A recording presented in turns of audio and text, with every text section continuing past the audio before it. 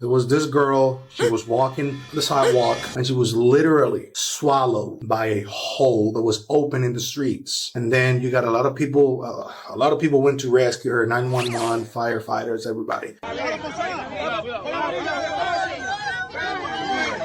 It is mandatory to wear your helmet. However, most people do not.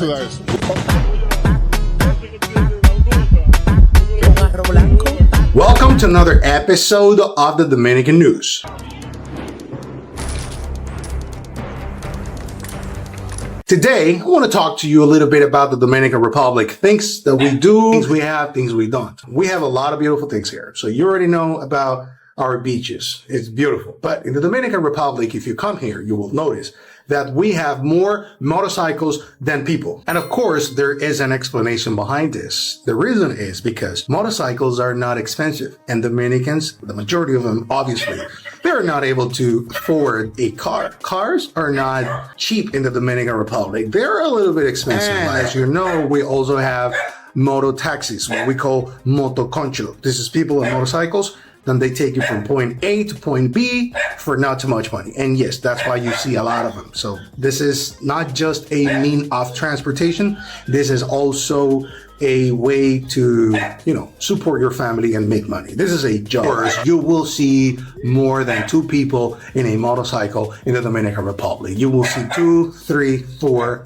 and in some cases you might even see 5. It is mandatory to wear your helmet. However, most people do not wear the helmet. Of course, you can get a ticket for this, so do not go around without a helmet in the Dominican Republic. This is not my advice, even though you see a lot of Dominicans that they do that. Like in any other country, in the DR, you got private universities and you got the public university, the one that poor people go if you don't have any money. So we got that one, and it is called La UAS. This is a big one, the public university, where if you are poor, you don't have any money, this is where you're going to go to study. The Dominican Republic has 31 provinces and 1 national district, which is Santo Domingo. Now, for you to understand, the United States is divided by states. So the Dominican Republic is divided by provinces. That's how we call it. For example, Punta Cana is not a province. The province is actually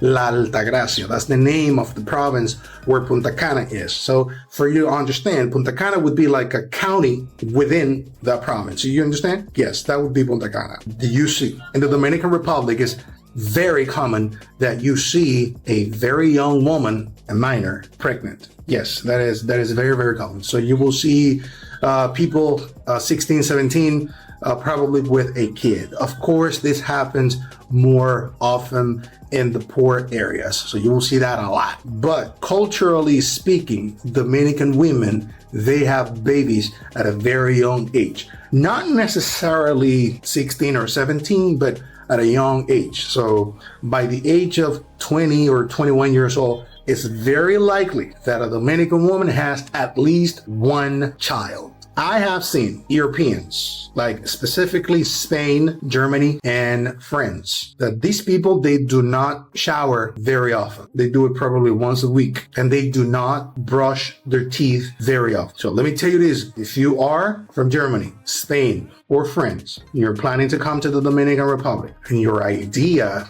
is to hook up with a Dominican girl, you need to know that Dominican people, we shower, and most of the time, more than once a day. We brush our teeth as soon as we get up the bed, we go to the to the restroom, and we brush our teeth and we shower. Okay, so you will expect that from a Dominican woman, that she's gonna shower and she's gonna ask you to do it. If you are from one of those countries, you need to know that. In the DR, we drink cold water. We put the water inside the refrigerator and we drink the water like that, like cold. We don't drink water like ambient temperature. We drink it straight out from the refrigerator. So you have to expect that you're gonna drink cold water in the Dominican Republic. It has been raining a lot these days. I mean, it's May, so yes, it rains a lot in May. And when it rains for more than 2 hours in the Dominican Republic, it floods everywhere. Now, there was a specific situation 3 days ago. There was this girl, she was walking on the sidewalk and she was literally swallowed by a hole that was open in the streets. And then you got a lot of people went to rescue her, 911, firefighters, everybody. And then she was rescued, thank God. And she was rescued by the community. The community did it. Yes, because after like 9 or 8 hours of trying to take her out, they didn't know she was alive. I mean, there were, of course, until you see a body like a corpse, you are not supposed to think that somebody's dead. Always you think that she's alive. So let me show you what happened, how the community took her out. It was very emotional because everybody thought she was dead. Like the whole country was paying attention to this, but she's 13 years old. Thank God, she's arrived. So check it out. Check it out. Take a look at this.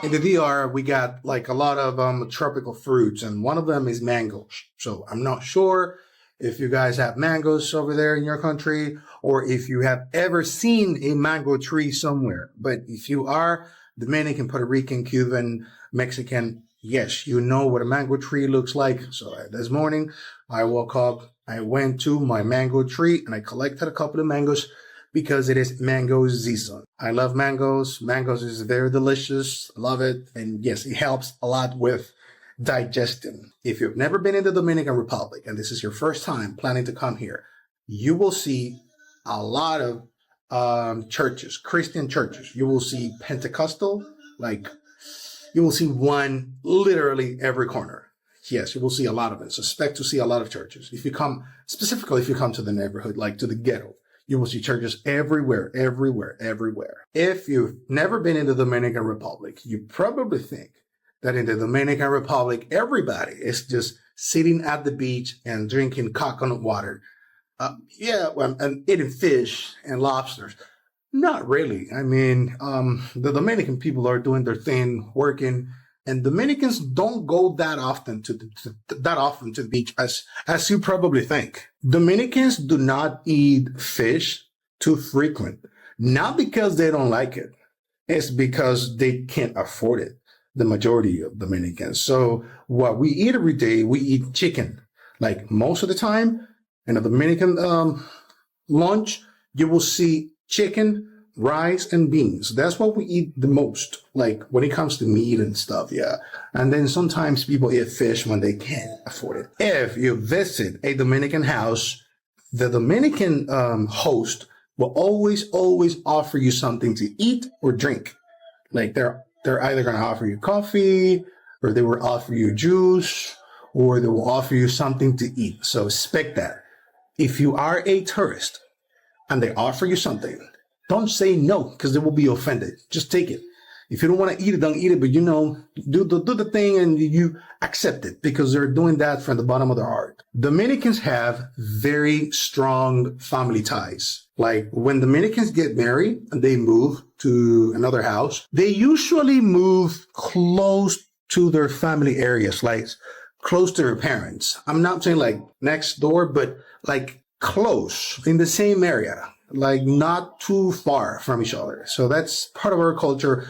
Unconsciously, I think we do that. Thank you for supporting the Dominican News. Thank you for supporting Food for the Soul. Thank you for subscribing, liking the video, and I love you all, guys. See you.